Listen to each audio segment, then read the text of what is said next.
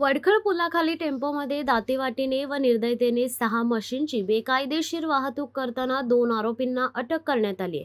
ही घटना रायगड जिल्ह्यातील पेण तालुक्यातील असून अटक करण्यात आलेले आरोपी रेहान असलम अलवी वय वर्ष 25 व मोहम्मद नदीम कुरेशी वय वर्ष 34 हे मुंबईतील गोवंडी येथील रहिवासी आहेत। ही कारवाई वडखळ वाहतूक शाखेचे अधिकारी विनोद रामचंद्र भगत यांच्या फिर्यादीवरून करण्यात आली। या प्रकरणी प्राणी छळ प्रतिबंधक अधिनियम 1960 व मोटर वाहन अधिनियम 1988 अंतर्गत गुन्हा दाखल करण्यात आला असून गुन्हा क्रमांक 83/2025 प्रमाणे नोंद झालाय। टेम्पो क्रमांक MH06BW8830 मध्ये 6 म्हशी अत्यंत अमानुषरित्या दोऱ्यांनी बांधून कोणत्याही पाणी चाऱ्याविना नेल्या जात होत्या। अंदाजे 9,73,000 लाखांची ही एकूण मालमत्ता जप्त करण्यात आली।